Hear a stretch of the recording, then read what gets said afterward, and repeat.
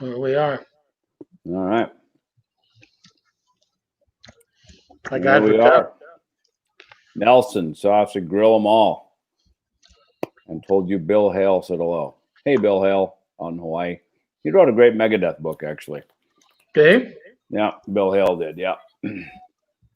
Yeah. Andy Morgan. What's going on, everybody? So funny enough, I was just at David's house. I literally just left David's house. And now I'm here back at my hotel.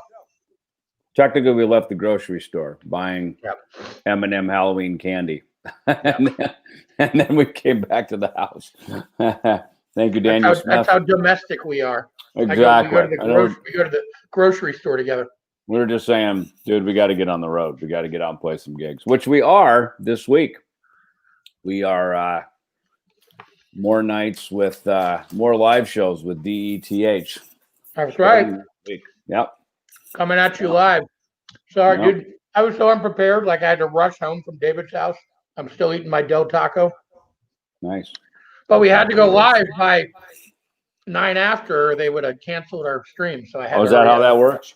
I was trying to we're live on Twitch tonight. We're on the David Ellefson official Twitch channel. We had a great meeting this week with some Twitch people. Obviously, some of our friends like Herman Lee, the Butcher Babies.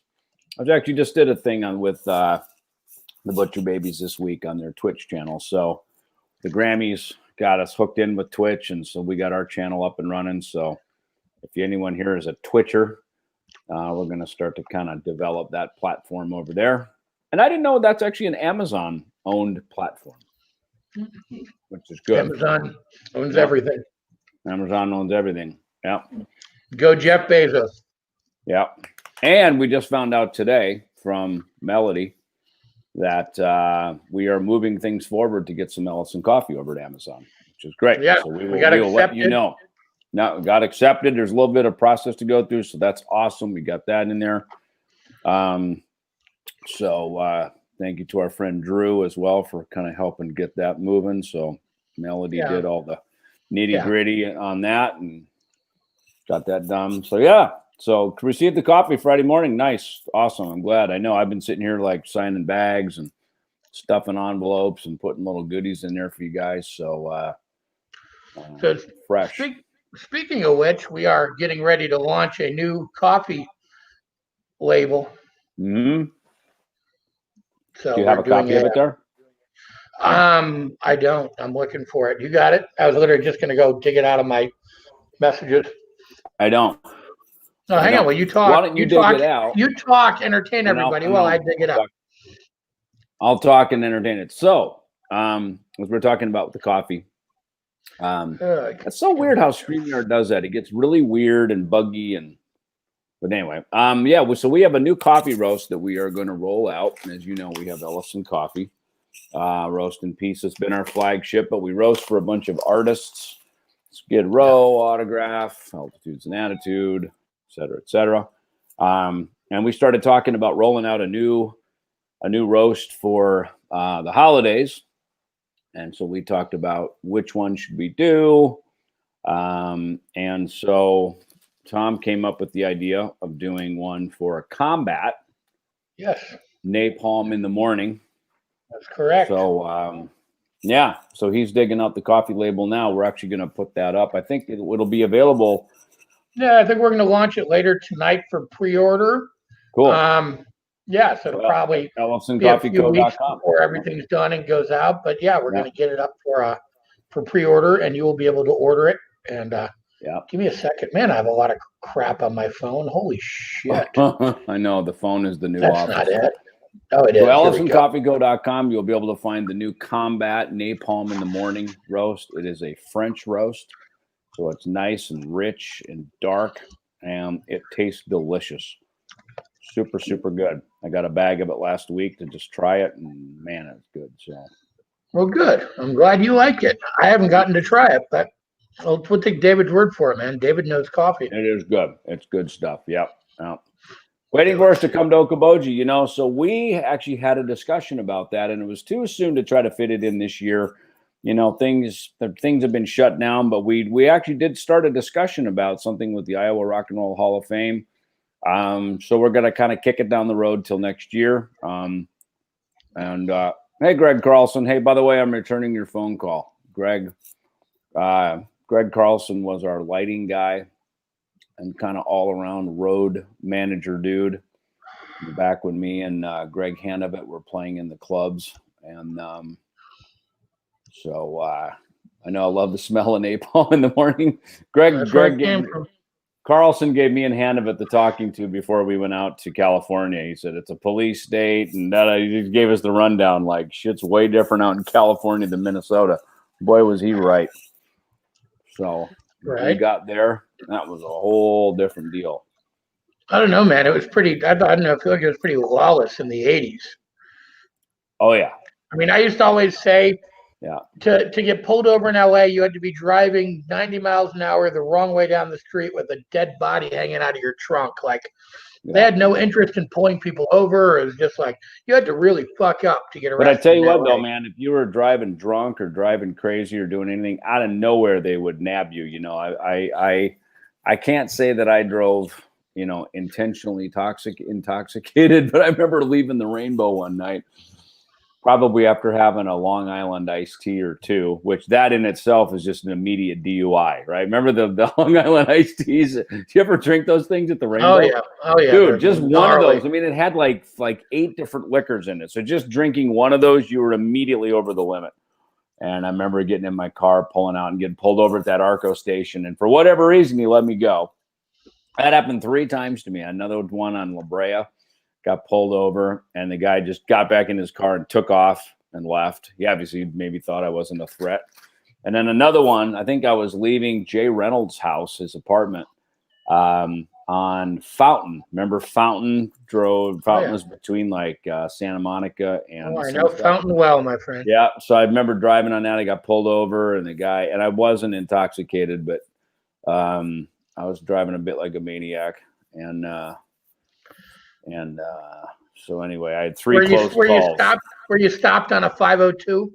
I wasn't. But what was the driving like a maniac? Whiplash. That's actually acting like a maniac. Acting like a maniac. I'm doing a rewrite. I'm doing a rewrite. I mean, you got no cover 2. There it is. Yeah, dude. Napalm in the morning. Look at that, dude. That's beautiful. It is, right? It's a good. Awesome.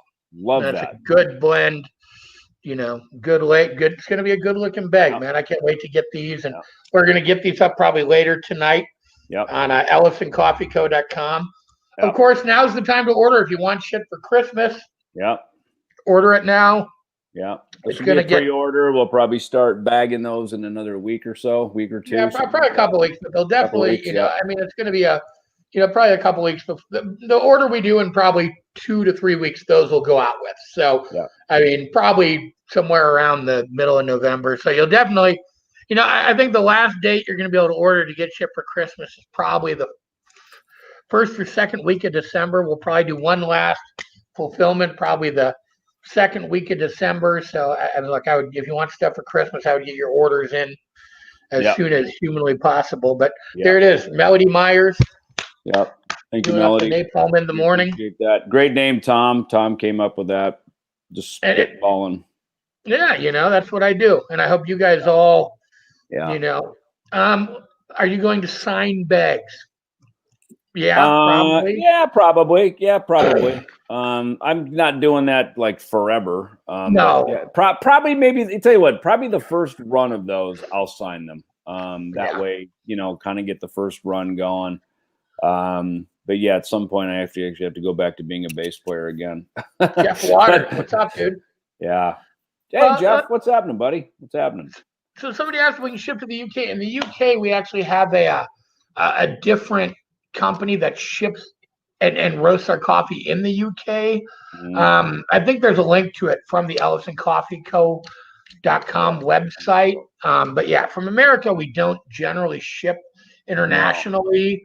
But I don't know. We can't, and here's why. I remember I shipped it's super expensive and dumb. I remember for Bass Guitar Magazine. So Joel MacGyver, who co-wrote My Life with Death with me, he is now the editor of Bass Player and at Bass Guitar Magazine. And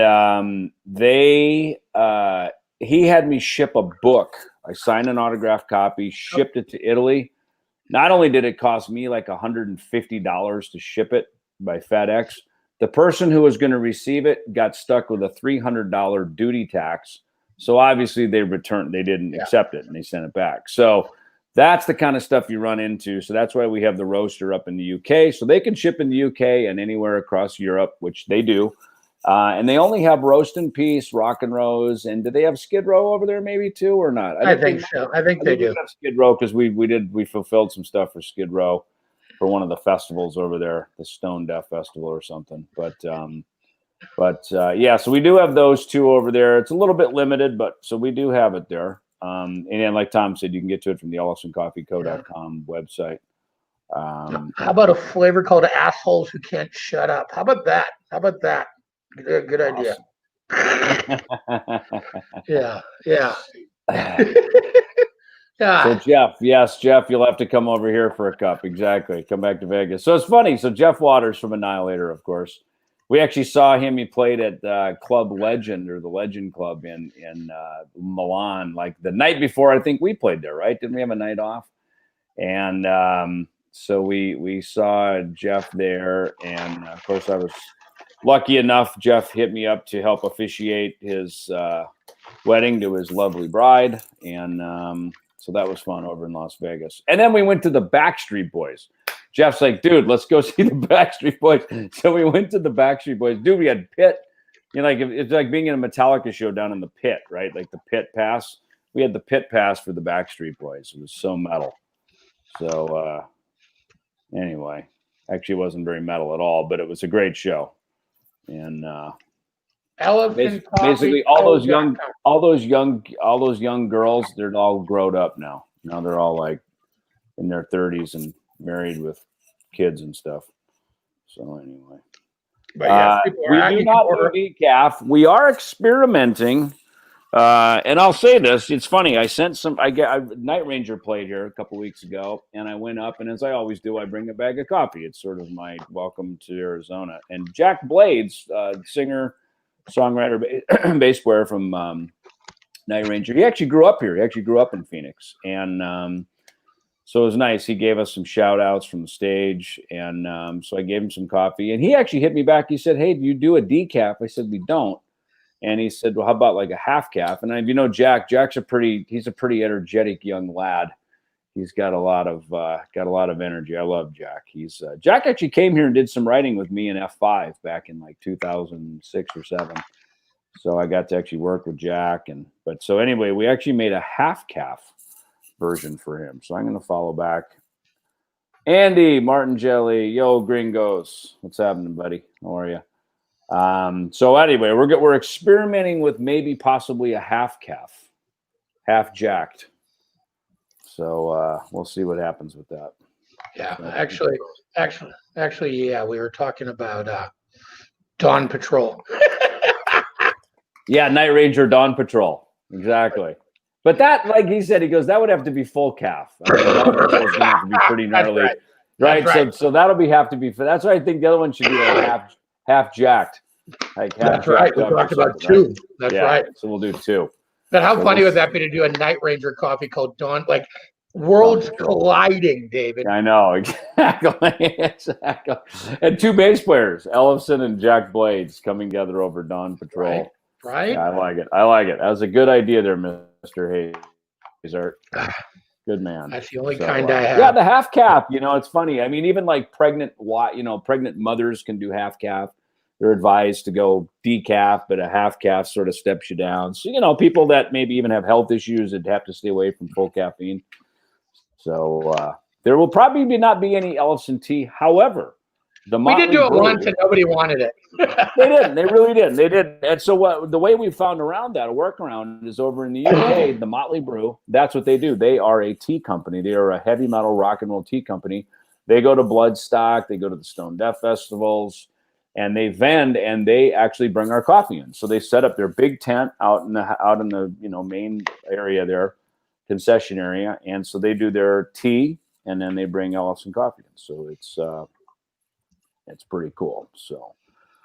So Indiegogo pre-order. So yeah, so Shane Sadler. So that's I've sent out a bunch of emails about this. You should have just gotten one last week. I've literally every other week sent out email updates. So make sure you look for that. They're going to be fulfilled probably. We pushed the whole street day back to November 20th, which, obviously the whole thing got pushed back. Probably after I get home from tour next week, they should start going out. But look in your email. I did send out an email just 4 or 5 days ago, kind of with an update on where everything was. And this week, if you ordered a shirt, I realized there is never a thing to get shirt sizes on the Indiegogo. So I'm getting a form made. I'm going to send it out to everybody this week. I need to get everybody's shirt sizes for the deluxe pre-order with the shirt. Yeah. So, and we just got some yesterday. You probably noticed we put a thing up. We did Record Store Day at Asylum Records here in Phoenix. And we actually got a few copies sent to us for that. We will have some copies next week on tour. So anybody in Texas, Louisiana, we are playing in San Antonio on Friday. Slidell, Louisiana, which is basically New Orleans, on Halloween, which is perfect, a nice spooky town. And then on Sunday, November 1st, we will be in Houston. So check the tour dates. We got them put up all over our social media. And then starting, I think, on the 18th or 19th, we've got 4 dates across the Midwest. There you have it, right there. There they are. Yeah. Pekin, Illinois, Indianapolis, Indiana, Chicago, Green Bay, little no cover release tour. I mean, look, they're going to be really limited capacity. If you look around, you can find the ticket links for everything. We've posted them. But yeah, look, they're all going to be real limited capacity. If you want to come to these shows, I would scoop up tickets sooner than later. I mean, when I say limited capacity, I mean limited capacity, so there's not going to be a lot of, capacity for these shows. And again, we're going to try and keep it as safe as we can. And, again, we're going to have fun and, go out and just, again, I think the world needs it. I think we'll have some fun. We're going to all try and not get sick and make sure nobody else gets sick. And yes, Bumblefoot will be with us. Yeah. So I did Mad Monster a couple of weeks ago, the Mad Monster HorrorCon, and that was kind of one of the first events, probably the first sort of, HorrorCon, Comic-Con to try it. Mass, socially distanced, traffic pattern, limited tickets. It worked. Obviously, like I said, Night Ranger was here at the Arizona Bike Week. So a big event that probably would normally have about 10,000 people, only had a couple thousand people. So they pulled that off. Yesterday we did Record Store Day. So, we're out trying to do this. And that's why, these shows in Texas and the Midwest, it's one of the rare moments when rock and roll does have to play by the rules, mask up. If we kind of follow along and follow the directions, hopefully we can do it and be safe and no one gets sick and we can find a way forward and maybe do some more of these. So that's kind of the deal. And no, the new one's not up yet. It'll be up later tonight. So probably sometime after the live stream, sometime tonight, the new Combat Roast will be up there. Melody's working on it right now, I think. So, Derek said Slidell, Louisiana is fully open, which is great. So, but look, that doesn't mean we just go fuck off and don't pay. Yeah, exactly. Play by the rules, man. That's the thing. That's the thing. Even in Europe, our friends, Andy was giving me the lowdown with Italy. We got friends across Germany, the UK, of course, and it's this thing is not over. We are not out of the woods yet, So that's kind of thing is like, oh, everything's open, great. It's like glad COVID's over, and that is not the case. So I just want to be very clear on that, So and like Thom said, we don't want to get sick either. Exactly. We're all gonna. I mean, again, we're gonna try and keep us as safe as we can and keep you as safe as we can. And again, we're not gonna just go out. No.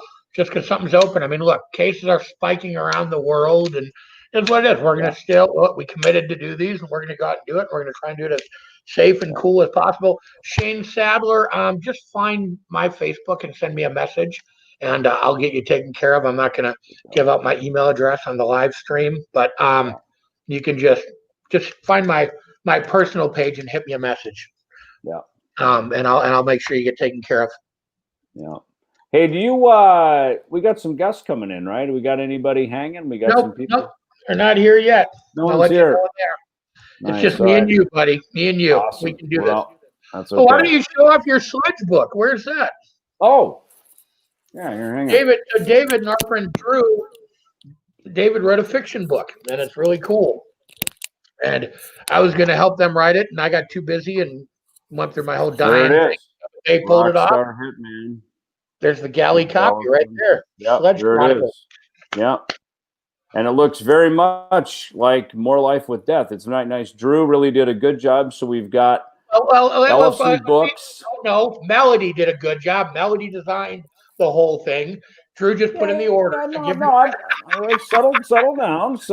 I'm not taking anything away from anybody. But Drew, Drew, one of the things that we're doing with Drew, okay, so Drew, of course, played in Bang Tango. We did a documentary film.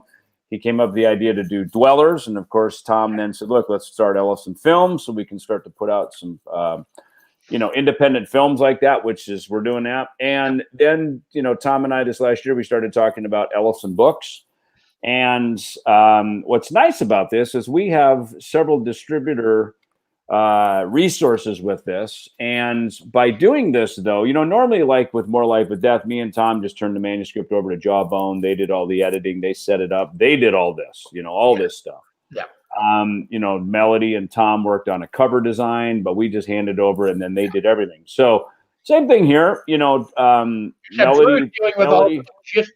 did this, but Drew, I got to give him the props, man. He formatted, because when you open this up and it reads, oh yeah, it's great. Sure that it's like that. That's, man, he's great. And another thing Drew did, I brought Drew in. So my good friend Danny Zalesko, concert promoter here in Phoenix, his company Evening Star, and then he sold his company to Live Nation. And then he went rogue again now as Danny Zalesko Presents. So we helped him get his book out. Danny, been a good friend of mine. He started promoting Megadeth shows as far back as 1987, the P-Cells tour, probably 86 even. It was his idea to do the Scorpions Megadeth tour. He put that whole thing together with the agents. So Danny's been a dear friend, but he called me and he said, man, I got this manuscript and I'm just kind of stuck. And so I called Drew. I said, listen, Drew, let's help Danny get this. You and me are already working on this. Thom's been working on the Chris Poland memoir. We've got a couple of other rock star friends who we will announce that we're probably going to be releasing their books through the Ellefson Book Company. So again, when we see a need, kind of like what, we started with EMP Label Group and then Combat and now Ellefson Films and Ellefson Books, we start these ventures because people have content, and anybody here who knows, who may be a musician or a writer or whatever, when you've got content and you can't get it out is one of the most frustrating things ever. And that's probably one of the first real collaborative connection Thom and I had with EMP Label Group was we started to realize, like, not only did I have some things that I had produced that I wanted to put out, Thom had some things that he wanted to get out. And all of a sudden we started noticing all of our friends, everybody from Doyle to Mark Slaughter to Hellstar, all kinds of people had new records to put out. And, that offered that opportunity. So that's what Ellefson Books is now. That's what Ellefson Films is. In fact, Thom just worked on an animated video. Was it? Is it a full-length film? I produced an animated video for a band called The Party After with UR from They Might Be Zombies. He actually has a really cool animation studio called Johnny Brothers, and they do a bunch of stuff with Netflix, and they're really cool. So yeah, we partnered up to do a little Ellefson animation studio. So this band came and wanted a video, and we're kind of doing some other little cool animation stuff. So yeah, man, it's just fun to find little different things to branch our little tentacles out with, Yeah. And it's cool to just be there to be able to help put these things out for people. Like, I got a call from a few different people calling me up and asking me, saying, hey, I want to write a memoir. So there's a saying, we've all got at least one book in us. And of course, that book is our life story, our memoir, right? So that's a nice growing trend that we've done that. But I've, look, Thom and I just did one. I did one with Joe MacGyver. I did a self-help book of making music your business. So what I've really wanted to get into is writing a fiction novel.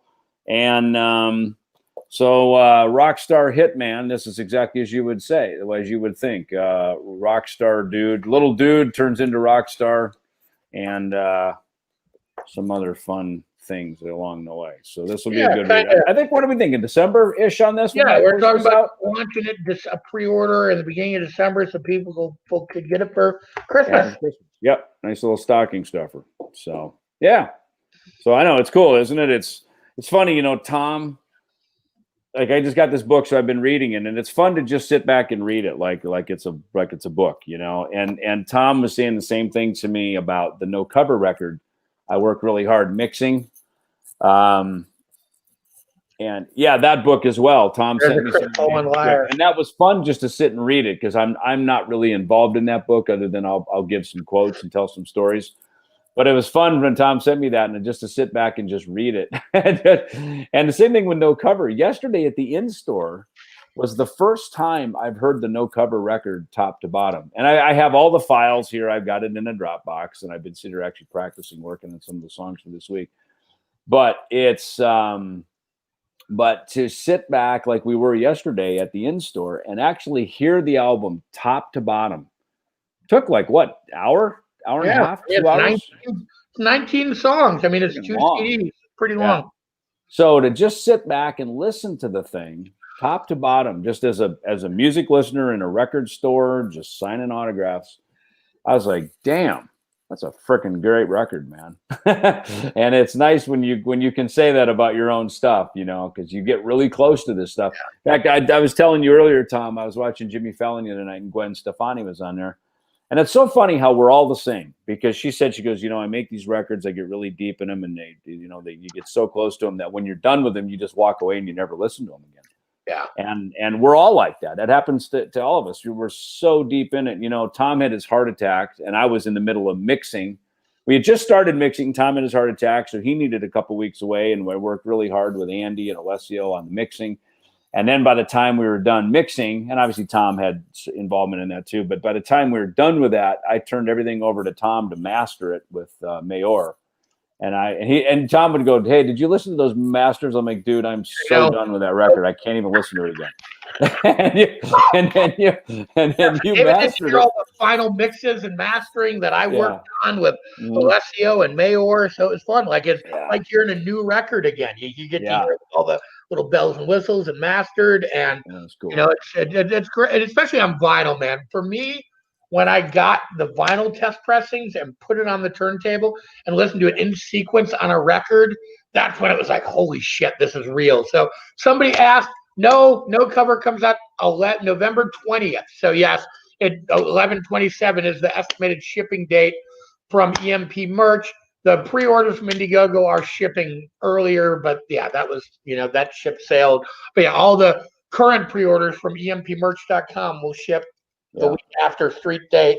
But yeah, it comes at 11/20 worldwide. Combat Records, Ear Music, the same label Def Leppard's on, and Alice Cooper, and a really amazing company. One cool thing about this Chris Poland book I wanted to say is that photo, man. So that was Chris Poland one day just sends me this random photo and goes, this is what I want on the cover of the book. And I have no idea what it was. So I tracked it down. It's actually a Niels Lazawer photo.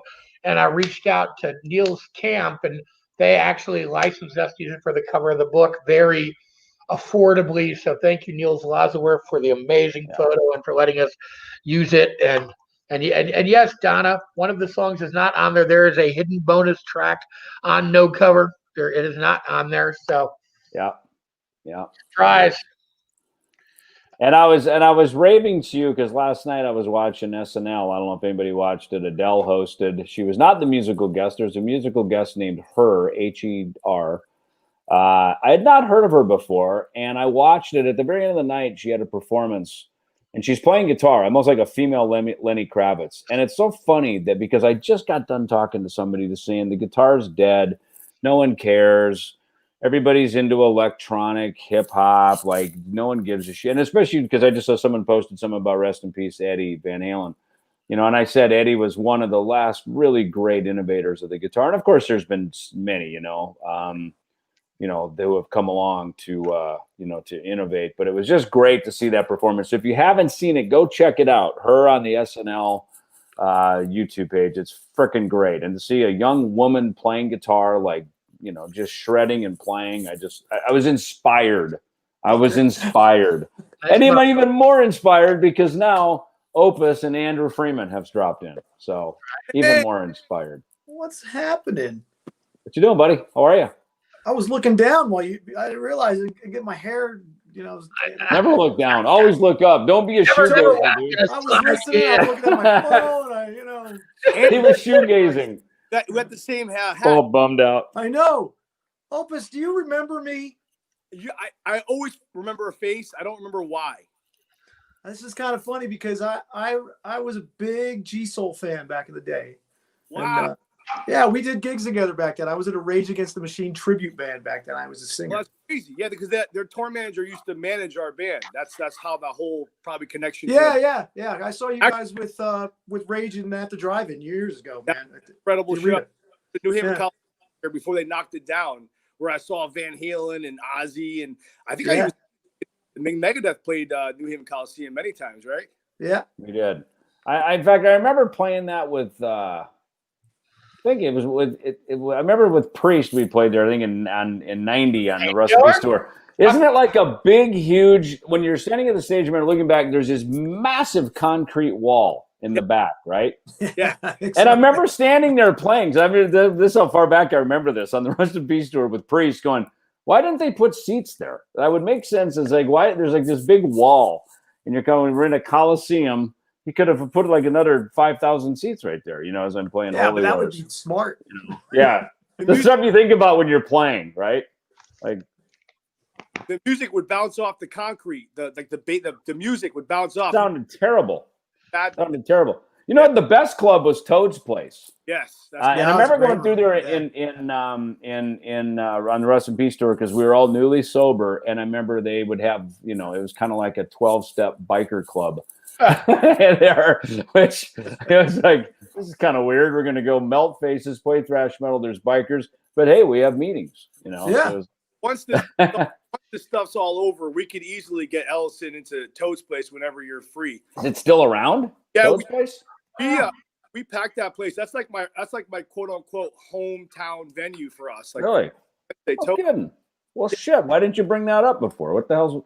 I do my. You've been holding out on us. Every year to a big party and like it's usually no less than like anywhere from 350 to like 700, maybe 1,000 people. Yeah. So we gotta do it. At some point we gotta do it. You know what was interesting? Last summer we were back there rehearsing by you. I can't call you Opus. You're always Christian to me. I have to call you by your Christian name, Christian. All right. So, and I remember seeing Lyme, Connecticut, and I didn't know there was such a place, but obviously that's where Lyme disease started, right? The whole conspiracy of the Lyme disease is there, right? There's a conspiracy about that? I don't know. Well, apparently in Lyme is where whatever happened, I guess like Wuhan, whatever happened there, and that's where it started, and that's where Lyme disease has come from. Am I right? Yes, right. There's that island there off the Long Island Sound that they do a lot of the testing. Yep. That's called. It's some island. Like a whole. No one can get near the island. If you even go close to it, they have all these like guys come out in boats and they're like, "Get away from the island!" Blah blah blah. So it's weird they say it comes from a deer tick, yet no deer can go over to the island and come back with a tick and infect everyone. Exactly. So that's just saying. I'm just saying. Funny.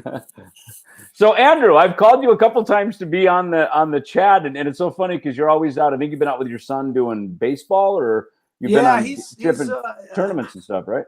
Man, I'm just a taxi service anymore, man. That's all it is. You kind of just adjusting to the way life is now, and like, do an interview, do a gig, like that's weird, So it's usually something going on, but which is great. Yeah, no, welcome to fatherhood. You're now a taxi service. You're like children's Uber.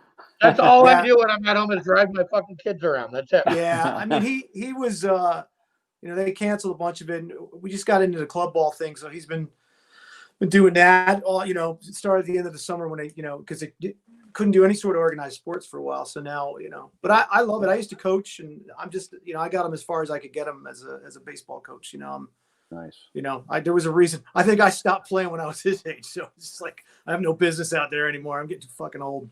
Now is that where do you live, Andrew? Are you East Coast too? In Vegas. No, You're in Vegas. I'm from New Is York that the originally. studio right there where you sang "Nailed to the Gun" and "Living What's on a that? Prayer"? No, it wasn't "Living on a Prayer." It was Living on a Prayer. Did we do that? "Living on a Prayer" for the No Cover record. Over the mountain. Over the mountain. That's on volume 3. Volume 3, living on when we're going way sunset hair metal. Yeah, No Cover 3. Yeah. Tommy used to work on the docks. No, so Andrew sang duetted with Thom on "Nailed to the Gun," a fantastic duet, and then also you sang the lead on "Over the Mountain." Over the Mountain, yeah. That I was actually originally. What's that? That's right there in that room. Are we right looking here, at? Right there. Wow, that is the No Cover studio. Right. Pretty As much, is this one.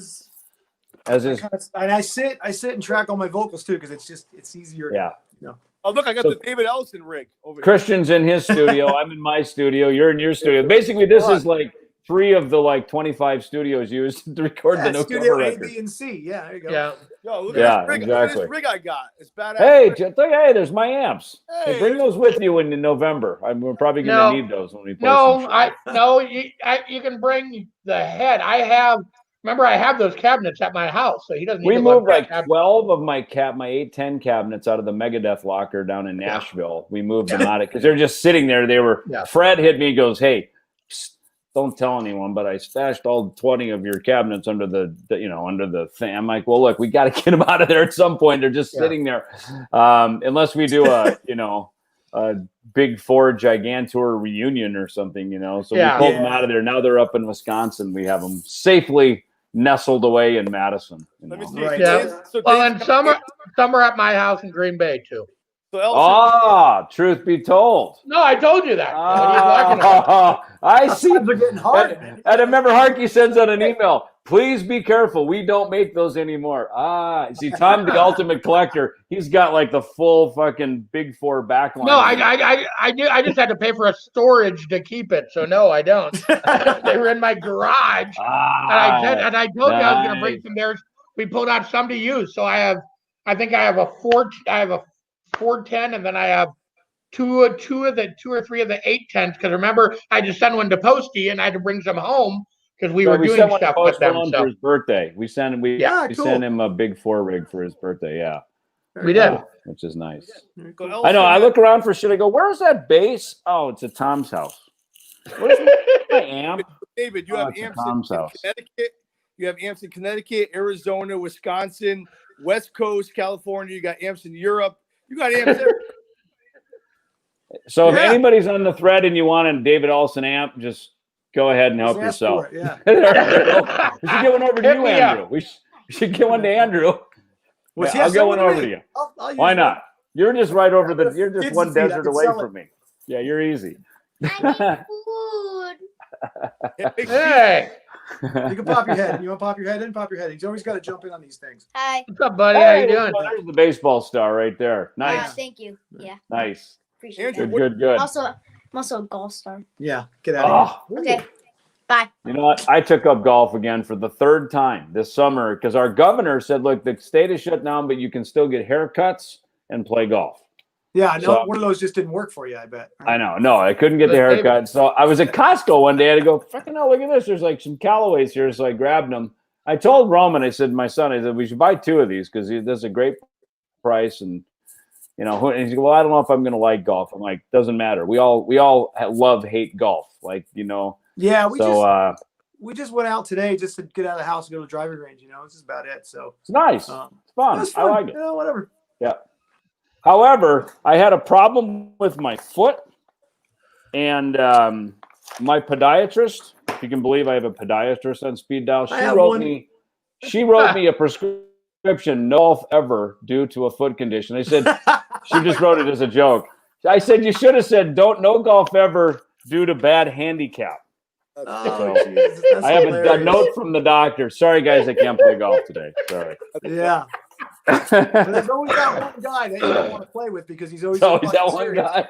So you just show him, sorry, man, I can't play. I'm that guy. Yeah. Well, it's so funny, too, because David, as he gets into his twilight years, everybody always asks me, does David play golf? Because I always wanted him to play in these like charity golf tournaments. Yeah. So I made him start playing golf. I'm like, dude, you have to go start playing golf just so we can do all these we get all these offers for charity golf tournaments. Apparently, that's what they think guys in their 50s who live in Arizona do. They play golf.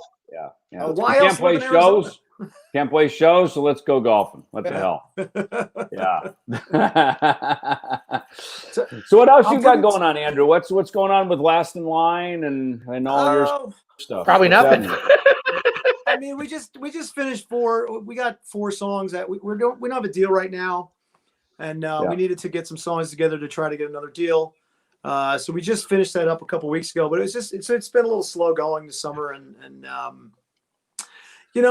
with no work comes complacency. With some people, with no work and an endless amount of money there comes complacency. It's hard. Well, it's funny. Phil Suzanne now lives over there by you, right? Yeah, he's right down the street. Yeah, he's right down the street. Yep, and I know he said he was writing a book, working on some stuff. So that's it's cool, which is awesome. So yeah, well. And then, one of your band members is in Def Leppard. They're probably not doing much, right? So that allowed him to be. Yeah, they're not doing anything. They're just kind of waiting. Well, they're doing a record. Viv set up Viv lives in New Hampshire now, and he set up a studio in his place, and they've been double, triple, quadruple tracking vocals, and 50 different harmony parts. It takes them a month to do. Yeah, that's the Def Leppard way, man. That's the Def Leppard way. But what's funny about Def Leppard? They were one of the very first bands I remember to talk about how they basically were recording at home in their home studios and making records like that. Yeah, I remember that. That was probably 20 years ago, but I remember after Hysteria or some kind of right after that. Right. Making a record like Hysteria, they probably just went, fuck that. We're never doing that again. Like that, talk about, because that was it. That was like one of those 3-4 year in-depth. Yeah. How many years was that? That was that. I mean, yeah.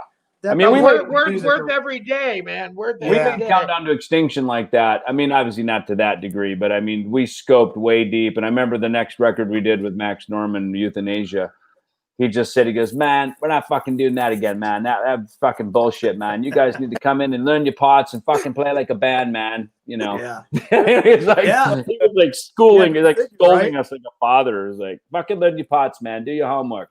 Like, all right, Go figure, man. We're playing it like a band. I mean, that's kind of how we do it. It's kind of, don't bring any ideas to the table. You just kind of show up and just start jamming, and it goes somewhere, and then it gets Pro Tools-y after, when the arrangements start happening and stuff. But that's how you got to do it, just you got it, man. Novel concept these days, Yeah.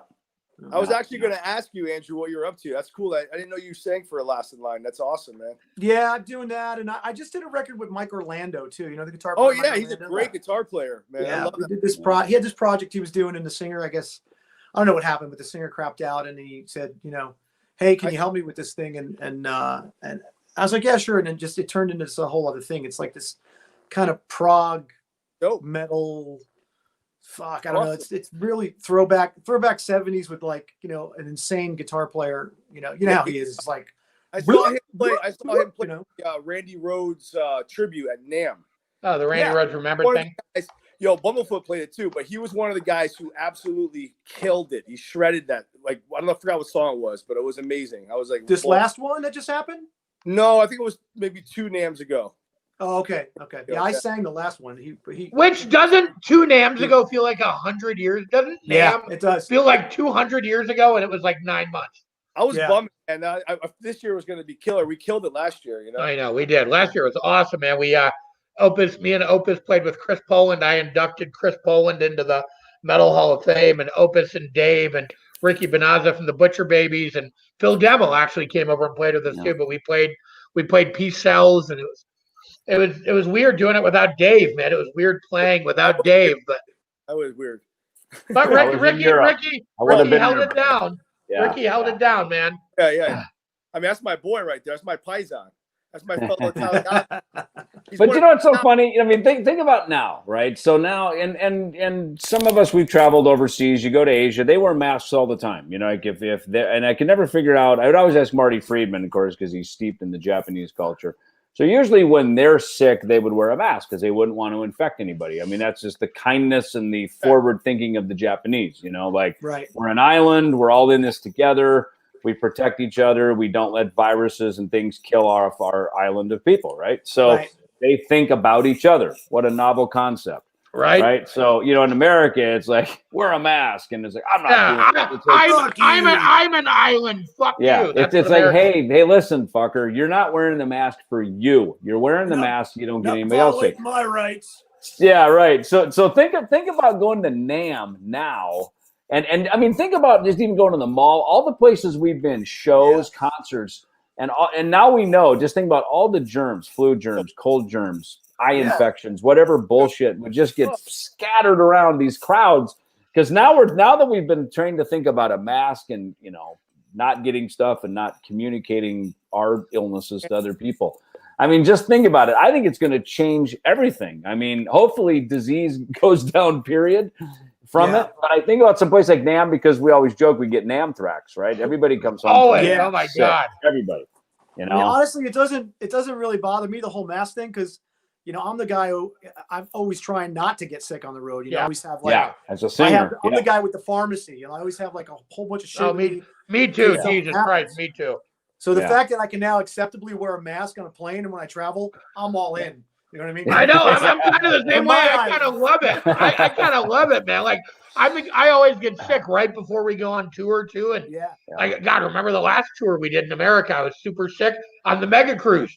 The day before we had to play, I was the sickest I've ever fucking been. Like, I always get sick when we go on fucking tour, man. And I'm always, you know, just literally I have my own little pharmacy. Well, and think about, you're around so many people, you're shaking hands, you're hugging, doing selfies, you're doing all this stuff. I mean, and now think about it. It's like, you know, we did that in-store yesterday for Record Store Day, and you know, it was, you know, you got everybody's masked up, you got your sanitizer there. I mean, now everybody's really aware of it. You know, I'm wiping my phone down, and you know, so it's but you know, I think it's good, man. I think it's, you know, America, we've never been hit with something like this.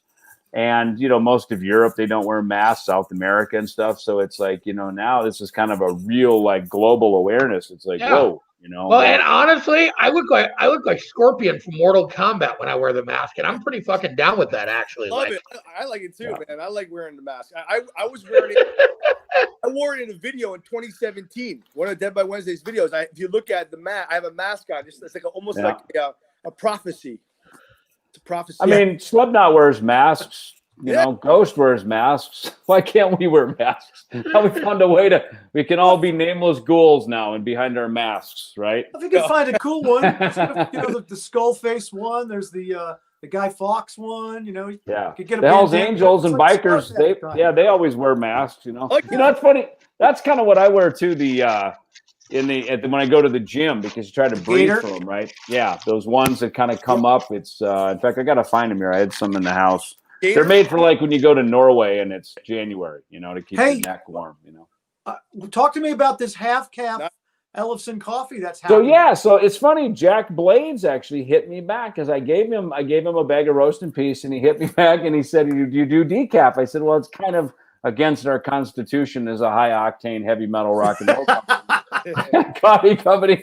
So but the guys who are performing, if their heart explode in the middle of it, no more heavy metal. So how about a decaf, Dave? I remember when we had Don Jameson come in when we did an opening of our coffee store back in Jackson, and he said, Ellefson coffee decaf is like, you know, Metallica and Justice for All with no bass. Like, ain't gonna happen. You know? So that was a Don Jameson joke. So, fair enough.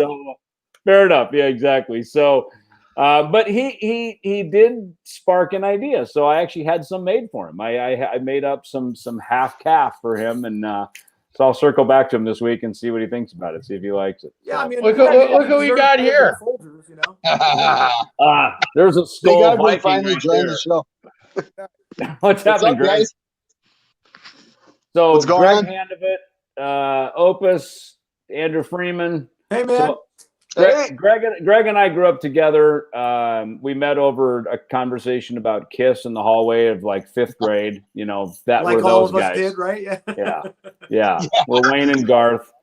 You made most of your friends, He moved out to LA. We moved to There you LA go, together. Opus. We were in bands growing up. We played Love Me Like a Reptile together. That's why we had him come and jam Love Me Like a Reptile on the No Cover record and sing with Cool. Thom and Doro.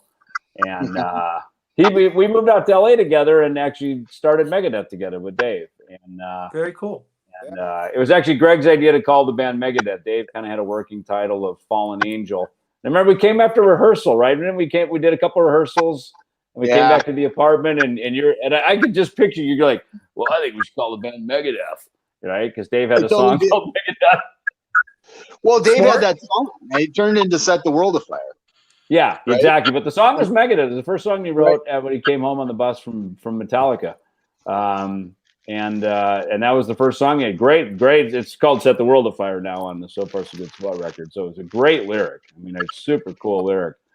And but yeah, I remember Greg. I mean, at that time, Black Sabbath was like the heaviest name there is. Yeah. Anything heavier than Black Sabbath is just like forbidden. And I remember, calling home and telling your parents you're in a band called Megadeth is like, holy hell, like Satan is in the room. He is never going to have a job. Exactly. I still don't have any tattoos though, so something worked out, right? I didn't get tattoos. First time I met Dave, he had a job. It was over the phone. It was I was in a band in Massachusetts, and I was trying to get some gear, some cabinets, some speaker cabinets, and fucking called Peavy up. Yeah, I called Peavy up. The guy answers the phone. Guy goes, Dave Ellefson. I go, what? Great. Get the fuck out of here. He's like, nope, Dave Ellefson? Yeah, I go, get the fuck out of here. I'm so shocked. Like, what a great story. Maybe I should get a job now because, like, is rock and roll that bad? Is it? This guy's got to get a job. He was the coolest guy I ever met. He was so cool. He's like, yeah, I'll give you this. I'll give you that. Like, fuck, great. Let's do it. That's awesome, man. Yeah, what was your band? I was called 30 Stones. Oh, I remember that. Yeah, you were in that band. I remember that band. I was a guitar player. Yeah. Yep. Okay, gotcha. See that funny, the history we have going all the way back. That's when I met David too. Is that Peavy? Yeah, Thom and I met. He managed Chimera, and I remember we had. And it's funny, Thom. Really? I don't remember what we talked about, but I remember your voice. I go, God, this guy's like. This guy must be like some big diesel breath brewing freaking ball butt. You're right. And then I met you, and I'm like, "Fuck, he is!" Like, look at the guy. Gladiator. But yeah, I managed Skin Lab at the time, and they were a PV artist. And earlier, I worked with Chimera when you were there, and it's been a. So here's the funny story. So Megadeth breaks up. Dave breaks up Megadeth in 2002, and that's that moment in every band we've all been in, and you go, "Oh my God, what happens if this ends?" And of course, ours was pretty big, and it paid a lot of bills, and it was a big life for me. And then one day it ended, and Megadeth was, it was a dangerous band. It was always on the edge, like Guns N' Roses and Motley Crue. So you knew you're skinning the razor's edge at all times, and it could just fall off at any moment. Right. It did. And so I called, a few different people. Roadrunner Record. I called guys like, am I going to produce? Am I going to do an A&R? What is the rest of my life? Like, I'm only 38. And so but I called Tony Moskal, and Tony had used to work for St. Louis Music, who owned Ampeg, and he had hired Ken Hensley, who was the keyboard player from Uriah Heep, to come in and do his artist relations. So I remember when Megadeth was just getting started, and our drummer Gar Samuelson worked for BC Rich. So Gar would sneak me and Dave in the back door of NAMM. Like, how they say NAMM not open to the public and like everybody's there. Back then, it really was closed to the public. Like, there was no autographs, no badges, none of that shit. Right. It was really closed down only to the salespeople.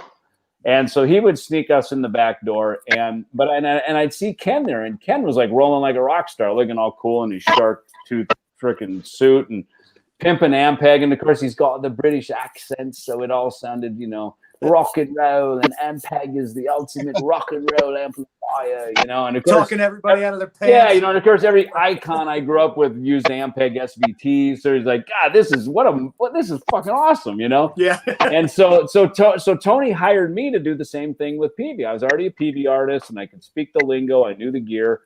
And so I was part of the culture, and so it was great. I mean, I did that for like 7 years until I came back to Megadeth. I ran the global artist relations. It was great. That was a really fun job, and was fun to usher in new bands like Nickelback and Paul Gray with Slipknot. These guys were they kind of said the same thing. It's like, fuck, the guy from fucking Ellefson's on the phone. Dude, it blew my mind. It just blew my mind. That was good. You landed that gig then, though. I mean, that was a point where you were kind of like, "What am I going to do?" And I remember talking to you back then, and you landed that gig with PB, and you were stoked when you got that thing. You were excited about it. Yeah. Well, it's funny. You know how the music business is. Usually, you walk around with your tin cup out, basically asking people, "Hey, give me a break. Listen to my demo. Give me a gig." Blah blah blah. When I had the PB gig, that was like, holy shit, Ellefson's here from Megadeth, and he's got something to offer us. Like, I walked in the door offering people things like, marketing and advertising and gear opportunities. So again, from the littlest band to the biggest band, it was like who doesn't say no to the gear guy walking in the door, So it was cool to be on that level of respect. And honestly, for me, you know how it is in our business. You've got everybody running around serving you all the time, right? Like it's a what have you done for me lately business, right? Yeah. Now, you guys wouldn't know this, obviously, but yeah, we're not as successful as you are, motherfucker. You know how we are. And if you're married, your wife will remind you daily, like, right? And so doing the PV gig was a service position where I was there to not be the rock star. I was there to walk in and serve other rock stars, and it was fitting for me in my life. I was sober about 13, 14 years at the time. And, so I was ready for it. I was there. There probably was another time in my life when I wouldn't have been ready for that kind of a transition. So it was, fortunately, the stage was kind of set for the transition and it was nice. And, obviously when we started doing the record label and some of these other things, it kind of, I was ready, for just to be able to kind of be in a position to help other people, Yeah, yeah, I get that. David, do you remember, I think during that downtime when you were not in Megadeth, we actually spoke. I know Andrew brought up Gargantua Soul. We spoke for a brief moment. I remember, managing G Soul. It's funny. That's like during that same time span or whatever. I'll never manage another band again. I hate bands. I'm in a couple of them. I would never manage a band. I know. I hear you. And I only manage them out of necessity now. Like, all right, I'm in the band. I have to manage it. Okay, fine. So, PV, you don't like hurting cats? No, you gave Rizzo the deal, right? You gave Rizzo. Yeah, hurting cats. What's that, Opus? What did you say? Worked at PV. You gave Rizzo the deal, his deal. I did. Yeah. Well, I'm working with Soulfly and everything. It was, he told me that. Yeah, that's cool. Yeah. He was a good man. Yeah, It's funny. I remember Greg. Your mic's a little low. It's hard to hear you. My mic's low. I'm sorry. Yeah, it's a little low. It's hard to hear you. How about now? Better? Yeah, it's a little bit. Maybe get a little. I don't know if you get closer. Right. Christian normally talks a lot, so we pulled his fader back a scotch. Yeah. So no. I'm trying to just yell. It's like the debates. We got a mute button over here. Yeah. So, Greg, what's going on with Kubla Khan? I saw people saying that earlier, like, go out and play at shows with Kubla Khan. So, Kubla Khan was the band. So, after the Megadeth stint we did, then Greg went back to Minnesota, formed a band called Kubla Khan, and you've sort of been putting that back together again. I mean, it's up and running again, right? But no gigs, obviously, during the COVID, right? No, I mean, we haven't played a show since. I was just thinking about it yesterday, actually. It's been a year. It was October last year when we played that couple of shows with you when you came through.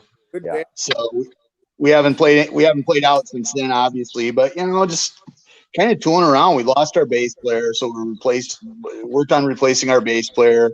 We're a little bit spread out, so it's been kind of tough. But I mean, we're still chugging away, But the pandemic, man, it's messed with everybody from, arena acts to people who are playing little clubs. I mean, it's been a real brute to everybody. Well, we're betting that these little gigs will be quicker to open up and easier to manage than obviously the big Arena shows. The big stuff is going to be, look, the whole goal of putting a lot of people in a big room goes completely against everything we know we're supposed to be doing. So we're doing that. So I'm doing a gig tomorrow. Are you? Where are you playing? It's a streaming gig. It's like some benefit in Vegas. They're trying to raise money for this thing called the Composer Showcase Fund. It's for everybody who's out of work here in town. It's the performers and the crew guys and all that. So these guys that own this audiovisual company in town that the gear rental and stuff, they just are they put 3 stages up in their facility. One's in the parking lot outside, and it's got the Vegas skyline in the background, and then we have one inside. But it's basically tons of cameras, like everything they have in the rental place is now like being utilized. It's like, oh hey, we need a couple of pin spots. Yeah, I got 5 of them over here. Just bring them out. So nice. So we're doing me and Mark Bowles. Mark Bowles, right? Yeah. We're doing just doing a Van Halen set, like an hour. Van Halen. Oh, I saw that. That actually. That's awesome. It's going to be rad. It's tomorrow night, 9:00. We're doing it's just a live stream. So, but good. Hell yeah. I'm packing like crazy trying to get ready. So I don't know. I got 2 days to get ready. 2 days to get it together. I know it is. It's weird. I mean, I got like a suitcase pack. Like I don't know about you guys, but when you're not in your road groove. Yeah, I like to overpack. I bring too much shit. I'm like, I have like 9 pairs of shoes. I feel like anxiety. I'm like, oh God, what the hell do I need? What am I gonna forget? What am I bringing? I know. And then you text me, you're like, I gotta look for the iRig. I'm like, the intro. Oh, gotta get that stuff. Yeah. Everything black. Yes, everything exactly. Black. If in doubt, just bring everything black. Exactly. And don't forget your mask. We'll have masks for you. So thank you, sir. So the people, I will tell you, people are starving for live music. So I know. Yeah. I played my first gig. Yeah. My first gig when I played in a Sabbath tribute band, Andrew. I still do a tribute thing here and there. But I played in a Sabbath tribute band. We played last weekend outside at a harvest festival in New York State. There's 1,000 people. They were going nuts. It was an incredible show. People were. We played it every year, and it's never been as big as it was. And it was actually safe. No one got in trouble. The next day, the owner of the land got fined and arrested. Really? Yeah. What? Fine. Yeah. We had a great show. We got paid. We played. Everyone was into it. The rain held out. As soon as we were done, it started raining. The cops came. They shut it down. I was like, my luck is on point this month. I'm like, this is great. Wow. Where in New York was it? Wow. Was where the hell is it? Mountain Vision, New York. It was Damn Sam. It was like they always do it every year. Actually, they were trying to get Ellefson for it. But we have this other stuff already booked. Yeah. Right. Yeah. Right. And we're doing limited. I know these guys are doing limited stuff. So. Whatever. Yeah, but I'm super stoked about this run coming up. Even though it's we are on the thin what do they call it, thin ground or tricky grounds or whatever. Yeah. We're working, very much so. But, it's going to be a good time, and we just got to be safe and do our part. And well, when we get around the area, Andrew, when we get to Vegas or anywhere around the hood, we'll have you jump up, jam a tune or two, and same Greg when we get up around your area. We thought there might be a Minneapolis gig, but nothing going, or Mankato or something. But we're gonna have to kick all that back to next year. I'm unemployed, dude. I am in. Yeah. Right? Yeah, and Andrew sang on a few songs I know cover. He sang on Over the Mountain. And originally I was going to do something. We were going to kind of duet on Over the Mountain. But then I had my fucking heart thing. And then I was just like, fuck it. We'll just let Andrew sing it. So I didn't even, even after that, I still had like 3 or 4 songs I had to sing. So I'm like, fuck it. Andrew can sing that. Yeah. It's funny. When we were talking about doing that fight song, and he said Thom was going to sing on it. Was singing on it too. I was like, okay, cool. And I get the thing, and I started singing it. And then I got his vocal track, and I was just blown away by what you did with that, man. Because when I do covers, I kind of approach them like the way they were. I try to do them the way they, because it's just how I like to do it. Yeah. And when I heard your version, I was like, oh fuck yeah, let's do this. It's on, because it's just like gravel, man. Like your voice is so just, attacked. So I loved it. I think in that song, it served it well. And it was cool because you kind of, it was kind of the same thing we did Free Will Burnin' too. And Jason McMaster sang on that. So it's like, I kind of sing this kind of grittier, heavier version, but then he kind of does like the traditional Halford shit. And that's kind of what you did on Nailed to the Gun. You kind of, and funny because you kind of do traditional Halford shit that he didn't really do, which is cool. You know what I mean? It's like, It's awesome. Like that was the period when Halford was trying to not go, you know, and you were like, fuck no, I'm going to do it. Fight was one of my favorite. Fight's one of my favorite. Oh, me too. I love that record, Such a great band. I love that album, man.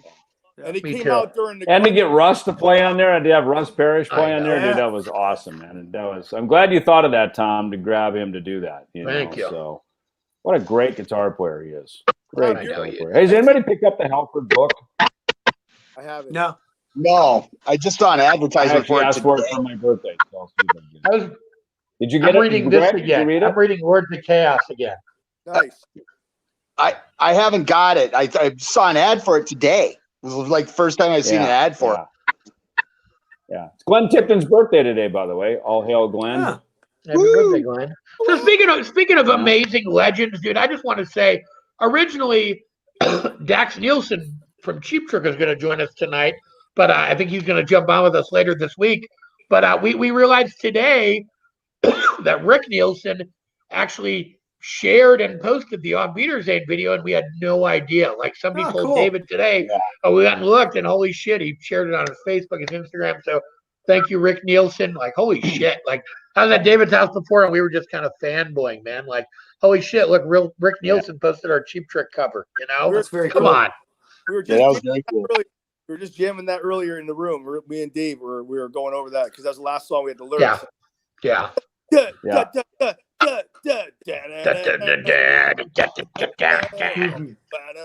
So funny. We played that, and I've told this story before. I know Anthrax did a cover. Megadeth.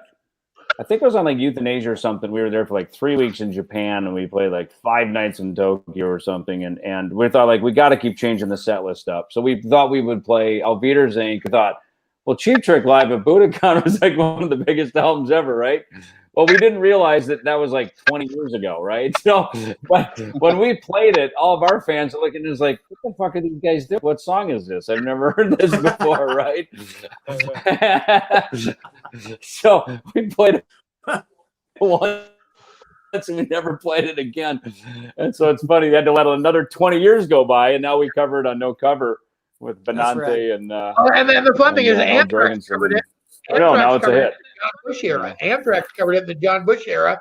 I guess it was like a B-side for Sound of White Noise, which was like cool. Megadeth did it once, Anthrax did it, and then now we did it together with Charlie and Al. And what's weird is it's got like a Megadeth Anthrax vibe to it. It's weird. It does. Like it's totally got the Charlie Pocket. Anthrax vibe. Yeah. When you play with Charlie, man, I realize I have metal allegiance. Like, no matter what, some guys can kind of float a bit. And I mean, Charlie can play anything. I mean, he's just one of the greatest drummers ever, period. And not to mention, obviously, metal. But Charlie plays. He's really tight within himself, within the kit with himself. He's a great player, and he has obviously. A signature style, and you can really hear it when you hear the groove kick in. It's like you can really tell that it's a Charlie groove.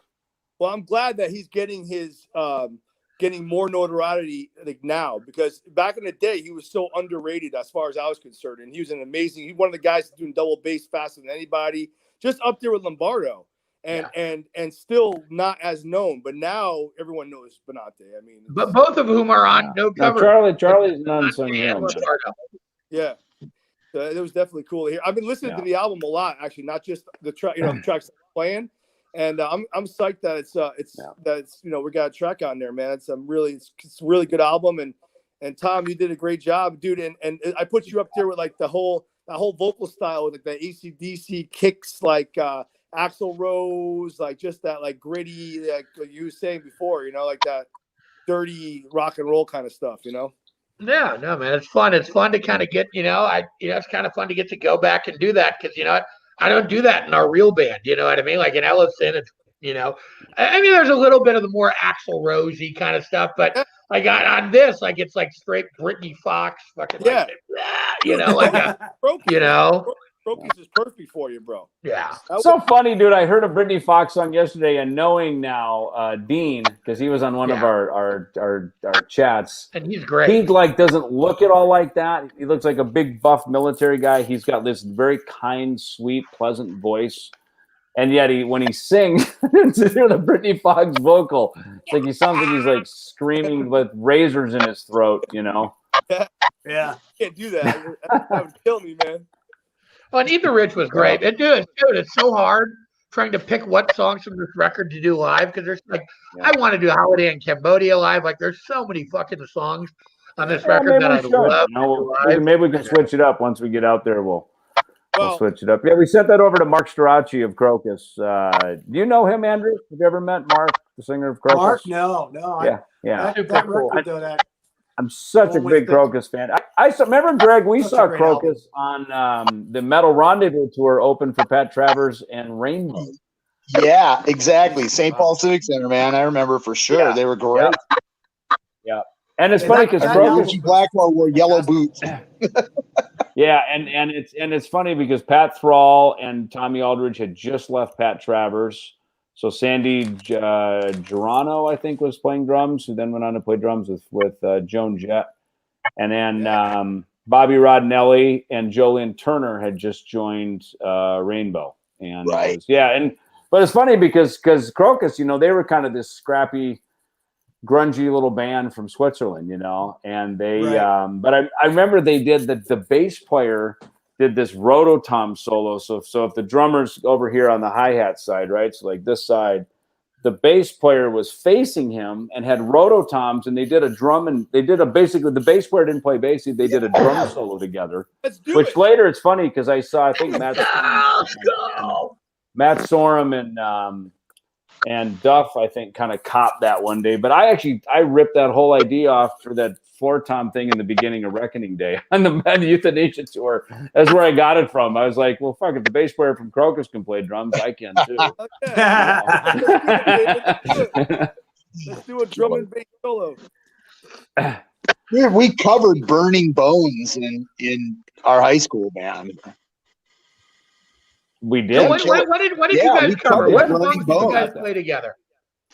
I'm sorry? What songs did you guys play together? So a lot of these songs in this record, David said you guys covered. A lot of it was stuff that David, obviously Motorhead. That's how you got on that in the first place. What else did you guys cover together? Oh my gosh, all sorts of Maiden. We did Sanctuary. We did Murders in the Rue Morgue. Nice. Sin City. Yeah. Sin City before it was like a bar standard, Exactly. We did some other stuff too. I mean, it was funny because at one point we sort of had a ghost set that had some stuff on it that we played, but as we got older, we were getting heavier and heavier. I remember we covered like an April Wine song, some cool April Wine thing, and did.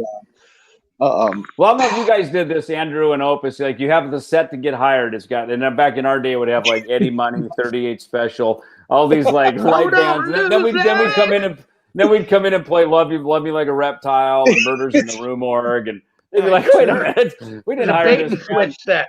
Well, too bad. We got rid of all that baggy shit. Now we're playing heavy stuff, But I know we did heading out to the highway. Have we ever told the story about burning down the hotel over in Marshall? You remember that? We've all had those pyro moments, right? Where the guy loads the pyro too much and you burn through the friggin' ceiling of the convention hall, quickly pack your gear up.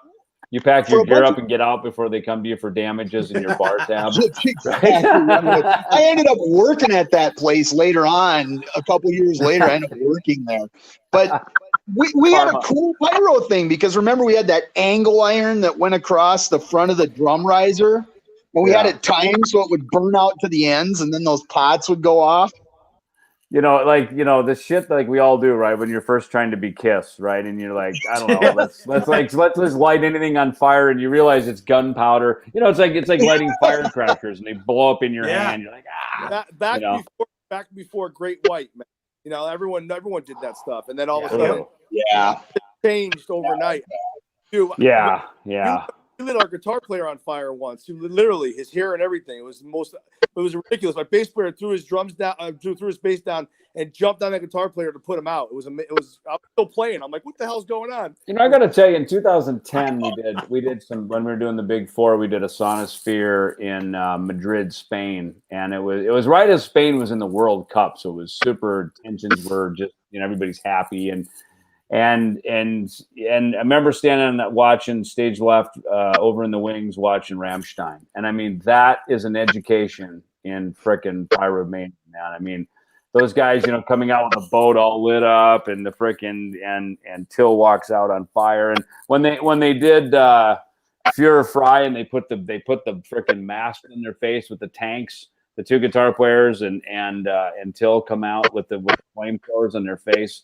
There is nothing more metal than that. I mean, Jesus Christ. As cool as it is that Gene breathes fire, and that's still the top because like you're literally just fucking breathing fire. But for those guys to come out and go bang, bang, and have 30 feet of freaking fire pyro blowing, all you got to do, think about it. When you got 30 feet of pyro blowing off your face, if you just turn like this, you could just fry your singer, right? Or like, you know, if you turn one way, your guitar tech is singed. You know what I mean? Well, depending on the singer, it's not a bad thing. Well, yeah, you know how singers are. Yeah, don't I know it? Now that we have 3 of them on the thread here, right? No, that was cool, man. That's I love playing with Rammstein. Not one of them. Not one of the 3 guys. I almost got my face burned off by Rammstein once. Yeah, I don't know if we've ever talked about that on here, but I was with Slipknot. They opened for Slipknot on the Pledge of Allegiance tour, and I was with Corey. I remember we drove from LA to Vegas. He like stayed at my apartment for 3 days in between shows, and we drove to Vegas. And you know, when they're on stage, they have these huge signs that say "No one on stage during Rammstein," and this means you. And of course, Corey Taylor. She's like, "Come on, Biggie, we're going." So we walk past this line of signs saying "Turn back, no, no, no." Stand right on the side of the stage. We're watching them. A lot of angry German, and all of a sudden, a flame pot, full Michael Jackson, James Hetfield goes off an inch in front of my face to the ceiling. I literally had singed my fucking eyebrows and my nose there. Yeah, they're not messing around, man. I mean, they weren't fucking playing, man. They warned you. Yeah. They warned you, man. Yeah, don't be there. Now, is it Rammstein or is it Rammstein? Because It's Stein. The way, yeah, one of Stein. them's a really good metal band. The other one's your attorney, I think, right? One of the Yeah, right. Exactly. And Rammstein was like one of the most fatal like air disaster shows ever, right? I remember my tour manager on Bass Story was telling me that it's like this famous air disaster that's like it'd be like calling your band 9/11. It's like that distasteful. He said literally it's that distasteful, right? Or calling your band Pearl Harbor, you know, you'd be like, whoa. And they call it that.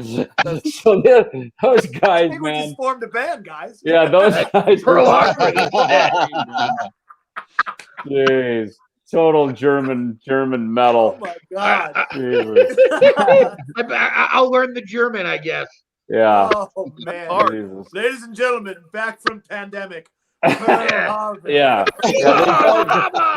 Going out and calling your band COVID-19. You know, it's just distasteful. Like the worst taboo, like you don't even go there. That's what Rammstein is. At least that's how it was explained to me by a German.